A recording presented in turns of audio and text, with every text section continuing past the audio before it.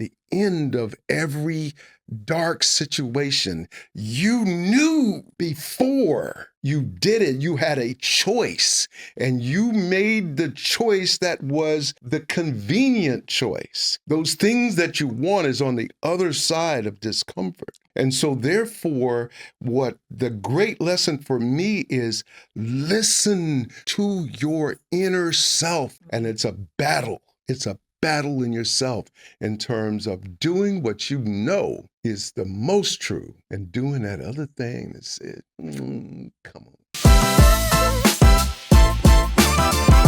Welcome to Unboxed and Fearless with Dr. Natasha. You know, there are certain people you meet in life, or in case good to interview. But today, I am with a guest that is the epitome of that. He's been acting for over 55 years with more than 120 film and television credits. You might recognize him from All My Children, Tyler Perry's For Color Girls, or the original V miniseries. But he'll tell you that's just one dimension of life. He also has been teaching for over 40 years, founded Richard Lawson Studios in Los Angeles, which he insists is not just an acting school, but an empowerment academy. So let's get started because I'm really excited. And we're also going to be discussing his book that we have here, The Artist Roadmap.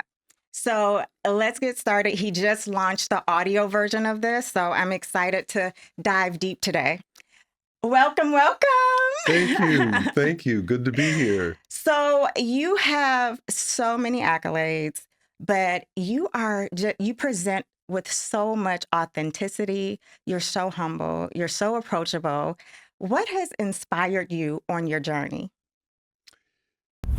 Well, I was very fortunate to, when I first started in show business or acting, I was in college and I was really going to be a lawyer. And but one thing led to another. Somebody asked me to get involved in a readers theater thing, and I said yes. That led to me being joining the forensics team, the competitional speech team. Mm-hmm. I was state champion, undefeated, and then the drama coach asked me to if I would want to do this musical called Golden Boy, and I was fearless, and it was like, why not? And so I started to learn how to sing, dance, and act. And it was on closing night of that musical that as I was standing on the stage, I had an epiphany. I mean, God spoke to me and said, this is why I put you here. This is your assignment. And that was my purpose. And so from that moment to this moment, I have been on vacation. I have been living my purpose. And so I have never had a need to be motivated by anything other than to continue on my journey, fulfilling my assignment. And basically my assignment is to help people to achieve their dreams. And my acting and everything that I do artistically is a vehicle for that. And so, I enjoy the creation of storytelling to motivate people and to empower them to be the best version of themselves. And so, even when my, life is a roller coaster, this career is a roller coaster. Lou Gossett told me I was going to be discovered 15 times, and he ain't never lied. And so the ups and downs, the downs have never been a stop for me. It's just redirects. And so I have never felt defeated. I felt challenged at best. So I've been thoroughly motivated all these years and have never been less than motivated. Wow. That's inspirational.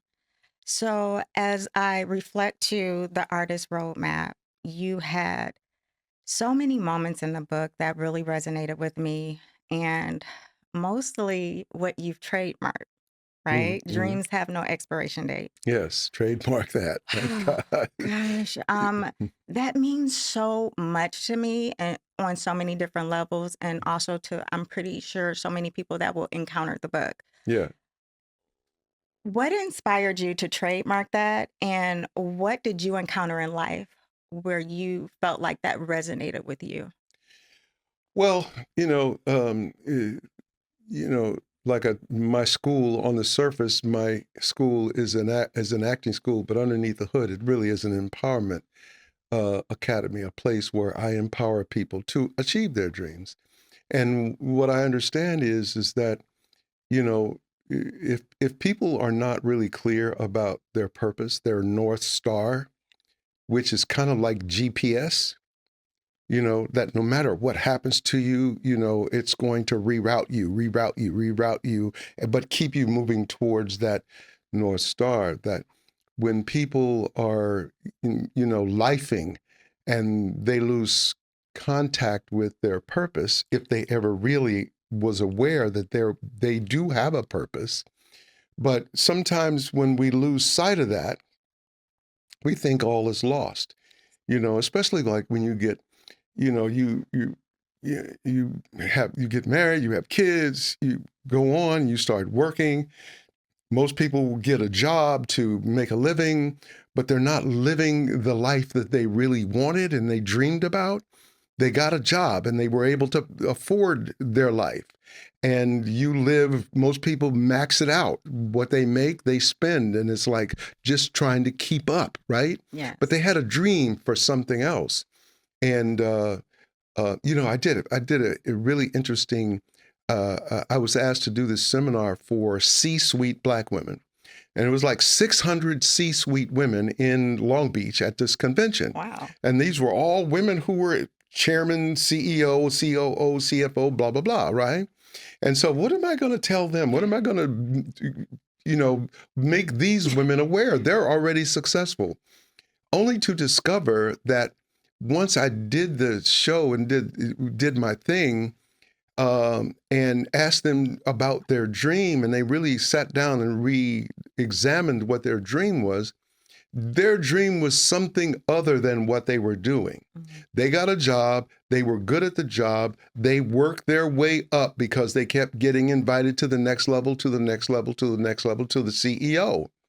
But that wasn't their dream, Mm-hmm. right? Right. So one of the most beautiful experiences was teaching these women who were successful women that to help them find their dream and to realize that their dreams don't have expiration dates, that it wasn't too late, that some of those women re-engineered their lives and created and went and chased their dreams and created what their original dream was so that they were able to really do the thing that makes them whole and makes them want to get up every day, and they're not just functioning, being good at something that you didn't really dream about doing. Right. And so it's never too late. Age is not a factor. Marla Gibbs started acting at 42, and at 44 she got the Jeffersons, and she's never stopped. And Marla, to this day, when she walks in the room, she's still the youngest person in the room. And Marla's like 95, 96, 97, something like that.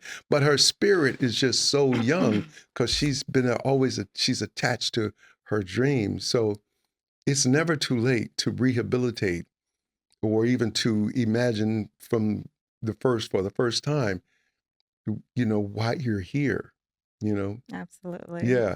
One of the great joys for me was, having the mentorship program and the nonprofit that we created, um, and we were mentoring 100 kids, and it was really about trying to get these kids to be able to dream beyond their zip code. Yes. And once they really realized that they could dream, Mm-hmm. and that they started looking at when you start presenting other possibilities and sharing other things with them, and they started to think about what they really wanted to do, um, it's nothing more beautiful than to see young people, their eyes open up and they can see more for themselves, and they now can use their imagination and that they can originate their life and they can invent the life that they want. I love that. So we touched on dreams, Yeah, and we obviously had a discussion about men's health yeah, because we wanted to highlight awareness yeah, for prostate cancer. yeah, We wanted to obviously discuss with the community how to break through the barriers, right, how to access resources, yeah, and how to prevent poor outcomes. yeah, So for me, that was a very powerful moment mm-hmm, because I firsthand encountered so many people that are not well informed. yeah, And like you said, and we discussed that prostate cancer could easily be prevented. the most preventable one. So let's talk about that. Have you had any people within your life that have been diagnosed? What does it mean for you to be an advocate on this topic? Well, in the greater scheme of things, the one of the things that I recognized is that because I've had my own bouts of, emotional roller coasters where, I have been depressed. And the feeling of when I look at pictures of myself when I was depressed, it was like I didn't even recognize that person. And that's not the person that I wanted to be. And I looked at that, and I looked at my own health, and how tired I was, and how big I was, and my numbers were climbing, and I needed blood pressure medicine, and I needed cholesterol medicine, and my testosterone was low, and that's not who I was. That's not what I wanted to be. And so when I started taking a look at my own personal health and self-care, Mhm. and I got up and I started doing something about it and working out and losing that weight and changing those numbers, my blood pressure was like, you know, 160 over one 90, 890, 100, 110, stuff like that. And working out every day, twice a day, and changing my diet and fasting and doing intermittent fasting and dropping down, my numbers started to drop. And then, and then I had an enlarged prostate, and I had family members that had prostate cancer, and know people with prostate cancer, and my mother died from diabetes. It was like, Mm. I don't want to give in to gravity. I don't want gravity to start taking me down because my sense of self is being reduced. My passion for life does not exist. My positivity is buried in the fact that I'm not liking myself. So it was like, it's important for me to change that. And as I began to change that and share that, I began to really, people started reaching out to me saying, "Hey, man, you're an incentive. You I'm following you. I want to do what you do. You've given me the impetus to get up and stuff like that." And I see the importance of the kind of ministry that, that loving yourself, taking care of yourself can create for others. Because ultimately, and I also look around at how people, the gradient down, and how you can change that, and you can die a a natural death that is from living well, as opposed to having that curve be sharper so that you crash and burn. And so with prostate cancer, it's the most curable of all cancers. And so what's preventing, and why do we have the highest degree of it? And it's through, kind of an ignorance, and there's dynamics to it. Uh, we as Black men don't communicate. We want to hold up a certain kind of image to ourselves. the idea of being examined, certainly in the traditional way, where they stick a finger in your anus and they feel your prostate, and the idea of that is like was taboo, and the whole aspect of the homophobia that comes with the nuances of that, and we don't want to communicate to the people how we feel, our loved ones, and I have always been, an open person. People tell me you're too open. You need to keep more close to the vest. That's not who I am. You know what I mean? I've always been the person to share my feelings. I'm not afraid to cry. Crying is healthy. You know what I mean? It I'm is. ready for a good cry. I'm ready for a good cry. I've been working my butt off. The last couple of years have been rough. Interesting, It's huh? been, oh baby, you talk about interesting. I don't even have to go into it. You know what I'm talking about. Interesting as hell. But Interesting. it's, you know what? I'm down for it. I'm made for it. I was built for it. But health is mental health, and Powerful, right? it's powerful. It's so important. So important. So let's talk about that, Yeah. right? Let's talk about mental health. Mm-hmm. March 22nd, Mm-hmm. 1992 92. was a significant day for you Yeah. on your Mm-hmm. journey, and you survived a plane crash, I did. and 27 people did not. Yes.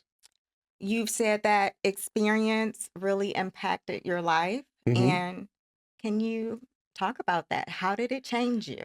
Well, what it did was, and I'm still writing about that in other forms. What it did was, see, I knew that plane was going to go down. My spirit was very clear. See, I have these two alter egos. There's Richard, who's a spiritual. He's over here. He's a spiritual person. He has a very short haircut, black horn rimmed glasses, tape in the middle. He knows everything. He just says, "Don't do that. You should do that. This is a good person. You don't want to get involved in that. Don't take that job. Don't go that way.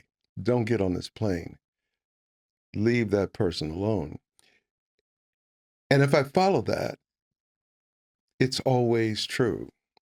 And then there's Tricky Dick over here who says, "Hey, man, forget that, man. We going over here. We got somebody we want to see in Cleveland. Don't, pay no attention to that." I was running the drug program for the National Basketball Association, and I was going to work with the Cleveland Cavaliers.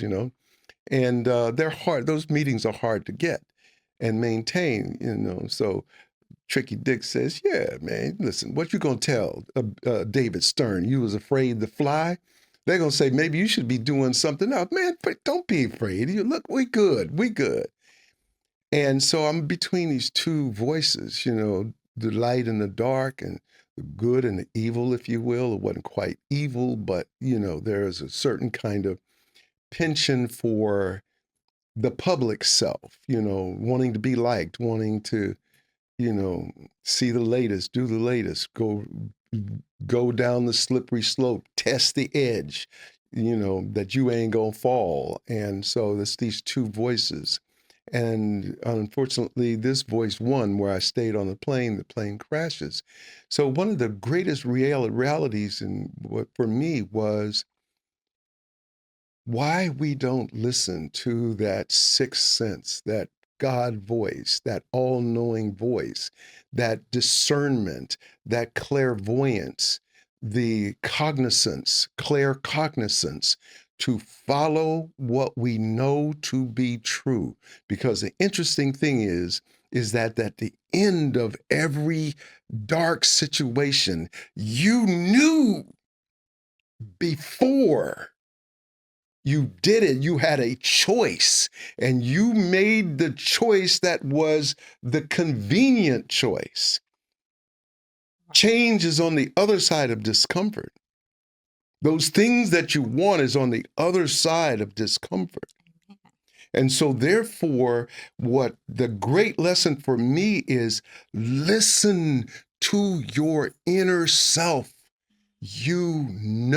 nothing has ever happened to me that I didn't know before, but I made the wrong choice because there's something in it that says, no, come on, man, we got this. Let's do this. Whether it be man, woman, situation, friends, whatever. And that night I knew, but I didn't follow. And so the great lesson was to follow. Now, have I followed for the most part? But there are times when I don't.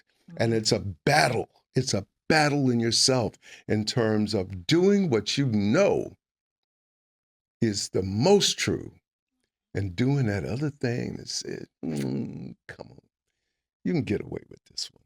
You know what I'm saying? Wow, that's deep. We also spoke about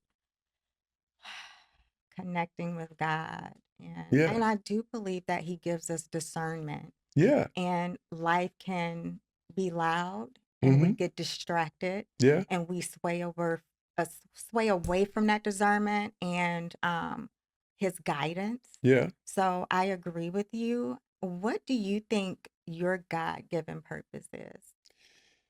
My God-given purpose is to, I've had some, I've had some incredible traumas throughout the course of my life in terms of growing up and where I grew up in every project in Oakland, living with, a single mother who worked 16 hours a day, where I had to be a surrogate father and a surrogate husband, a younger sister. And